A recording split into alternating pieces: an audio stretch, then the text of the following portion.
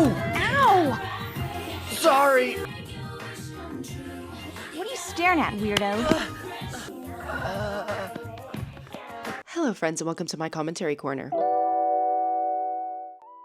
If you're new here, welcome, and if you're a returning subscriber, thank you so much for coming back because I love having you in my corner. I apologize, I have a bit of a cold, so if you hear that in my voice and if I cough a little bit, just the sickness has taken me and I'm not doing great, so this video may be a little brief, but I'm actually really excited to talk about it, so I really hope that that comes through more than this lethargy. Lethargy? How do you pronounce that word? This lack of energy that I have. Truthfully, I just want to lay down and curl up with a good book and some tea and not do anything, and unfortunately I have to be productive, especially because I have a trip coming up at the end of the week, so perfect time to get sick. Alas, enough of the pity party. Today I wanted to talk about King of the Hill and something that I've had on my list for a while. A topic that I wanted to dive into is the kids. I feel like something that is really common amongst animated shows, cartoons, all of that, is that they typically will keep the kids ageless. They won't age them. A perfect example is Bob's Burgers. They stay the same age the entire time. And a big reason for that, and something that the creator has mentioned, is that it's simply because they can.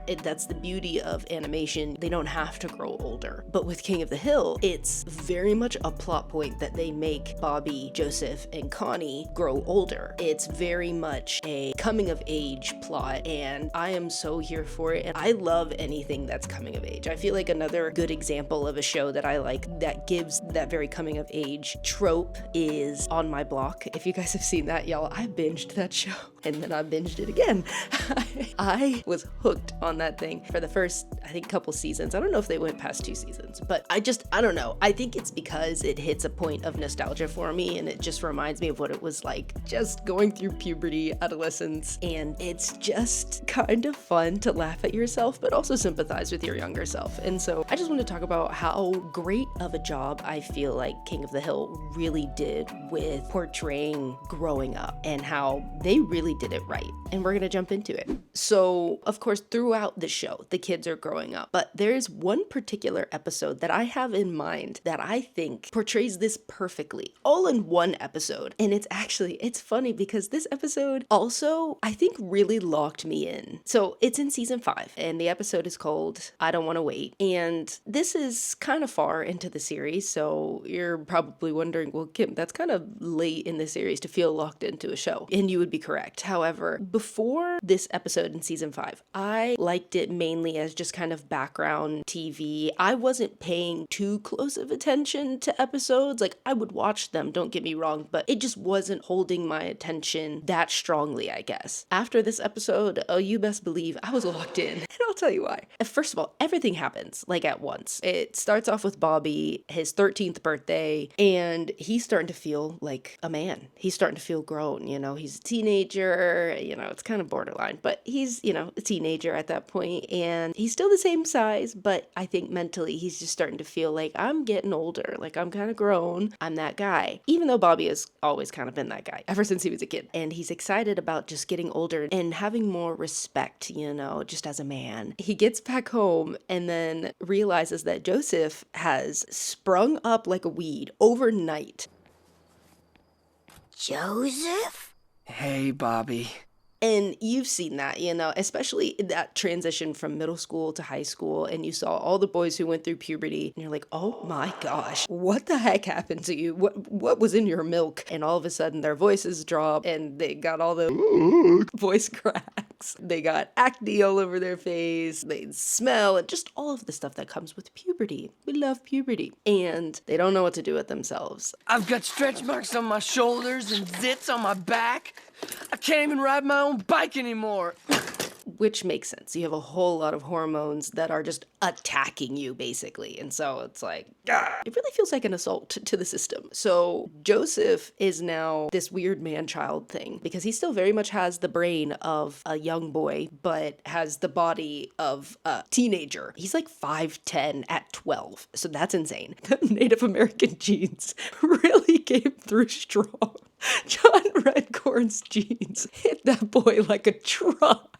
Yeah, that was funny. But of course, he's uncomfortable in himself because he's like, I still feel like a boy, but I don't look like a boy. I don't know how to do this, you know? Here's an invitation for my birthday party. There's gonna be a lot of stuff you'll like there. Grown-up stuff, like dancing. Dancing? No, I don't think so. What is so funny, Mr. 5 feet 10 inches with your fancy armpit hair? Whoa, Joseph, what's going on? Poor thing. And so he's got all this acne, he's awkward and lanky, and he just doesn't know how to hold himself. And the biggest thing for him, he's of course always liked girls and kind of been girl oriented, but oh my gosh, does it come in like tenfold after he hits puberty, and he is obsessed to a very creepy point. I want a girl too! Oh God! I just can't stop thinking about him! I can't get girls out of my head! Just get out! And so I can't stop laughing because I actually just watched the episode to re-feel all of those feelings that I felt when I first watched it. But he can't stop thinking about girls. He has no game whatsoever. The ironic thing is that Bobby, has a girlfriend. He's dating Connie at the time. And he's this small kid, stout, husky. And yet he is smooth with it. Like that boy, he's got some game. He's definitely got a charisma. Hey, your hands are really soft. I have a new soap. Well, you must be using it on your face too because your skin is beautiful. And Joseph has none. Joseph wants what Bobby has. He wants that nonchalance that Bobby has, and he just doesn't have it. So Bobby is trying to help his boy out, wingman for him, boost his confidence. He's trying to be there for him because Joseph is really struggling, and I feel really bad for him. But he's just awkward and is kind of ostracized after he throws an elbow and hits a girl because he's getting used to his limbs, runs out of there because he's like, everyone can see just how weird I am. And he is. You are weird, honey. But it's okay. Bobby trying to help him out again. He has good intentions, but it really does not go over well after he's trying to teach Joseph just how to kiss, but putting Connie in a weird spot by doing it. It just... Did you kiss me today? What? Enjoy. Bobby, Joseph is right here. So, maybe you'll learn something. Bobby, you did this so Joseph could watch? You're such a creep. Time of the month. Not how that should have gone. But you know what? He's a kid. And so I feel like that's really just, it hits home for what things were like as a kid. The decisions that you would make and what you thought was a great idea was really a disaster. Joseph is creeping. Joseph likes to watch. And then after that debacle and Connie voicing her discomfort with it, which good for her, then Joseph trying to apologize and then putting the moves on Connie. Connie in the wrong too, because she allowed it to happen. I think she was just like, oh, a tall boy? Okay. Ladies, why are we like this? Just because a man is tall does not mean that he is attractive or a good guy. I don't know what it is, but that seems to be the main thing for women, and I don't know what it is. But yeah, when you see a tall man, it's like, oh snap. So anyways, Connie is lost in the sauce. Bobby is in a jealous rage, of course. I think you better calm down. How can I calm down? You were kissing Joseph. Both of his friends, they're both his friends, best friends, and they're, betraying him like this. Bobby doesn't take a whole lot from Hank, but in this moment, Bobby really channels his father and knocks the lights out of Joseph twice. Ugh! Ow! Bobby! Oh, what the hell? Ugh! Stop it! Okay, Bobby. And then getting first aid from Min. And then Joseph in his hormone crazy teenage boy brain. Actually, he's not even a teenager. He's still 12. Oh my gosh. But anyways, his prepubescent brain thinks that Min is hitting on him. Joseph! Makes a move on the mom. I'm like, daggum, double homicide. That joker going after the daughter, then the mom within minutes of each other. I'm like, oh my gosh. And then I love Min's reaction. Just What's going on? Oh, you're so cute. I'm gonna get a big kick out of this. Joseph! How could you? Ugh! I thought you liked me. Oh, yeah. You're rocking my world. you can't help but laugh because you're like, wow, as kids, were we so embarrassing? Was I that cringy? The answer is yes, okay? Like, even with the kids nowadays who try to act so cool, I feel like no one can escape the cringe that is adolescence. It comes for us all. Joseph misread all the signs and put himself in a weird position. Min didn't think nothing of it. That was the highlight of her night, I think. She thought it was the funniest thing. And then Connie feeling upset about it, and then trying to go and apologize to Bobby for her mistake, and then Bobby getting mad at her running off with Joseph in this moment. The final straw was, you know, of course, Dale saying, "Hey, Joseph, how's the weather up there?" That's it! and it's just a constant reminder that he has grown up and doesn't know how to handle this immediate growth spurt, and takes his dad's truck and drives it off just to run away from it all because nobody understands me. Connie going with him. This scene right here, y'all, it is chef's kiss. Where are you going? I'm going as far as an eighth of a tank of gas will get me. Take me with you. What are you doing with my woman? I am not your property. Leave us alone. Yes. Okay, just yes. I was laughing the entire time. Y'all, when I tell you I was locked in, I don't know if I should have been, but everything was just happening so quickly, one after the other. I was like, oh my gosh. Connie is so dramatic. She's like, where are you going? I'm driving as far as the tank will take me. Take me with you. Joseph can't drive the thing because he's a kid. He doesn't know how to drive. And No way. You said. I did not.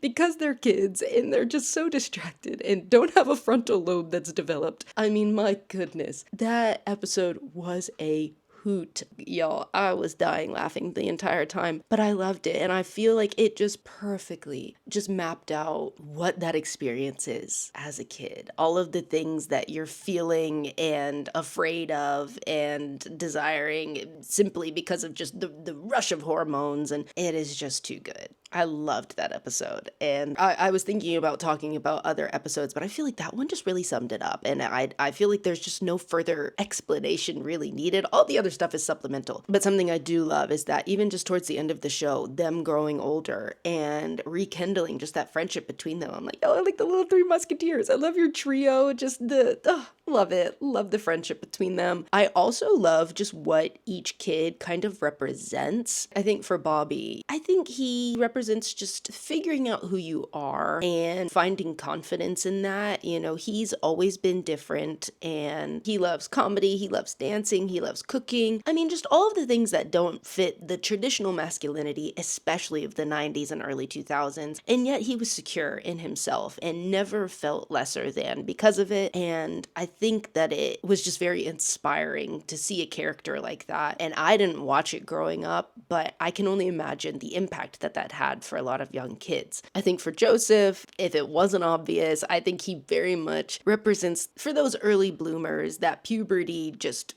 sudden onset, and you don't know what to do with yourself. That awkward feeling of like, my brain is still young, but my body is not. And it's just, I don't know what to do with myself, you know? If you weren't that person, you know, if you weren't boy crazy, girl crazy, whatever, you knew someone who was, and they were obsessed with them and only talked about them, and they were impulsive and rebellious and trying to find any and every way to get their attention, and it just could be a lot. But also I know that they're feeling a lot, and so it is important more than ever during those times to just help guide some of those desires, you know? Because yeah, lots of feelings, and they're not bad. They can't stay unchecked. Otherwise you end up like Joseph, watching a girl's sleepover through night vision. Oh, give me some motion.